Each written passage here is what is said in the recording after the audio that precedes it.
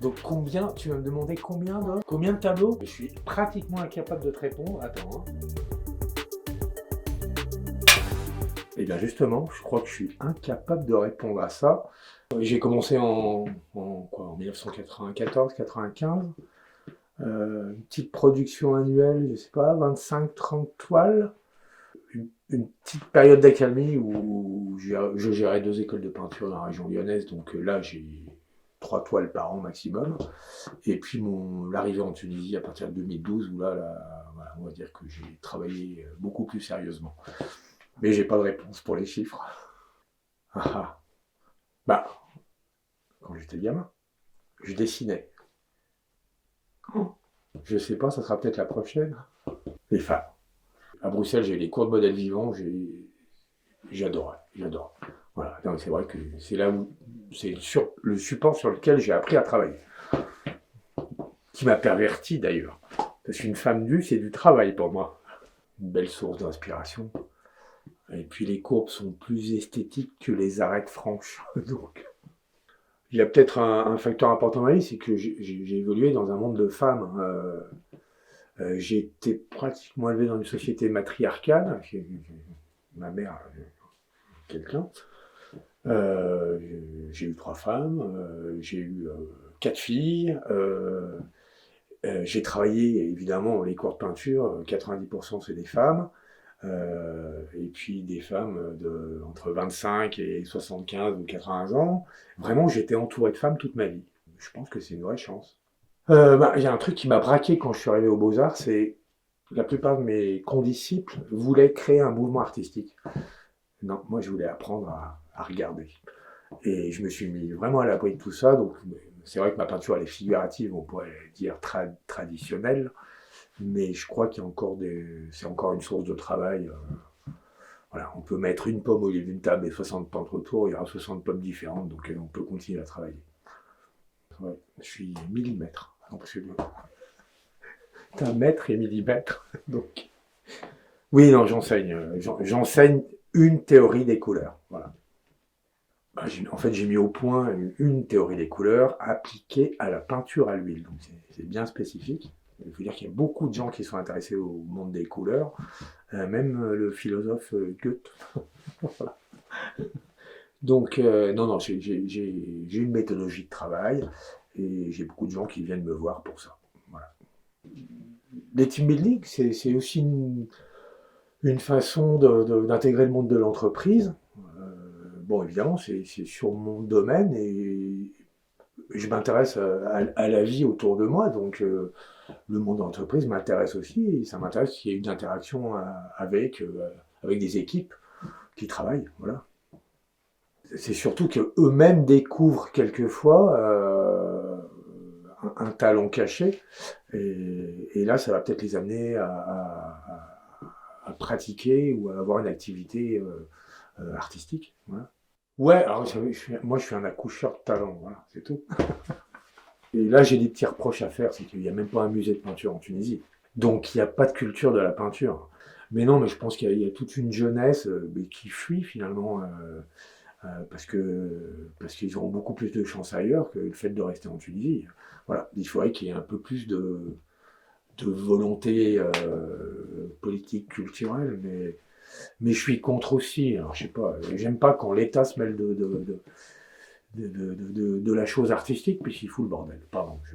Laissez l'art aux artistes, aidez-les, pardon, mais aidez tout le monde, pas seulement ceux qui vous arrangent. Quoi, voilà. L'art, on y accède, bon, en pratiquant, mais aussi dans les musées. Moi, j'ai passé ma jeunesse dans les musées. À Bruxelles, à Paris, à Lyon, on a un très beau musée aussi, qui est le 2e musée de France. Donc, on fait sa culture picturale dans les musées. Évidemment. Évidemment. Alors déjà, moi, la Tunisie, c'est une histoire de cœur. Mais oui, il y a une heure en fin d'après-midi où tout est doré. Voilà. C'est début de l'été, fin du printemps, début de l'été, il y a une heure qui est exceptionnelle. Il y a des oranges, des violets, c'est superbe, quoi. Voilà. C'est une féerie pour les yeux. Gérald de Lyon, c'est moi.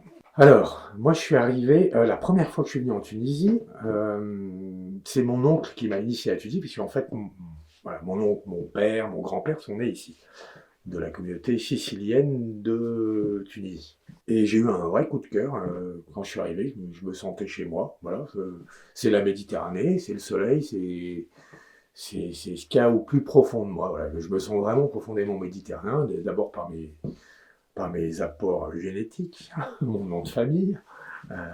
Et donc ici, voilà, pour moi, c'est le paradis. Après, je suis revenu en 2007, où j'ai mis en place, en fait, quand j'avais mes deux écoles dans la région lyonnaise, des stages de peinture, de découverte de l'art en Tunisie, avec des échanges avec des acteurs locaux, des écrivains, des peintres, des musiciens.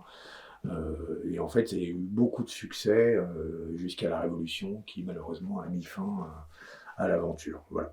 Ben, je suis fidèle à ma famille, mon père et mon grand-père sont nés ici, et mon fils aussi. Oh, voilà. Alors les chiffres et moi, ça fait vraiment deux. Je sais pas, une quinzaine. Après, peut-être plus, parce qu'il y a aussi des expositions collectives. Mais expositions vraiment importantes, celles qui me restent, ben ouais, j'ai été invité d'honneur de la ville de Saint-Rémy-de-Provence, ça c'était en 98, donc c'est une date qui m'a marqué. Euh, sur l'île de Bain d'Or, puisque j'avais été lauréat du prix Paul Ricard à l'époque. Voilà. Et puis Lyon, région lyonnaise, et puis ma première exposition ici, donc c'était Galerie Saladin, donc c'était en 2012 quand je suis arrivé. Mais tu sais, quand je suis arrivé, ma femme, elle m'a fait un tableau Excel, elle me dit, regarde, voilà, ça c'était cours, peinture, team building, je crois que pendant 3 mois, j'ai bien rempli tout ça, et puis en fait, ben non, ça m'intéresse pas, c'est des chiffres, bon, c'est pas pour moi. Les deux, parce que j'adore les deux. Banlieue. Edna Goulette, toi. Ouais. Tous les autres. Pourpre. C'est ici qu'on fabriquait la pourpre. Ah ouais, non, mais c'est le pays de la pourpre. Donc toute l'aristocratie antique du berceau méditerranéen faisait fabriquer la pourpre. Donc la pourpre de Tyr, hein, les Tyriens, c'est les Carthaginois. Donc, et j'ai même un copain tunisien qui a reproduit la recette de la pourpre antique. Donc je sais plus les chiffres, mais c'est des kilos et des kilos de coquillages qui s'appellent le murex pour en extraire quelques grammes de cette couleur impériale.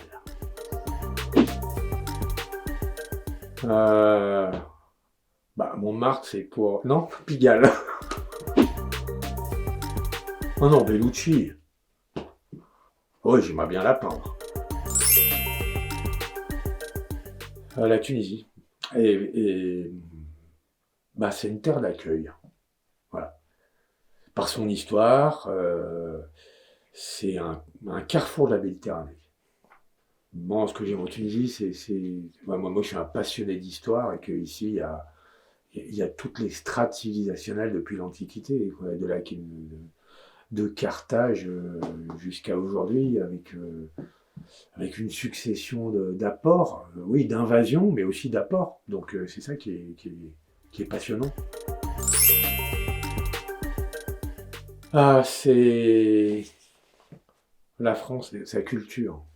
Sa culture. Je me sens profondément français pour sa culture. Voilà. Et c'est une culture qui est ouverte sur le monde.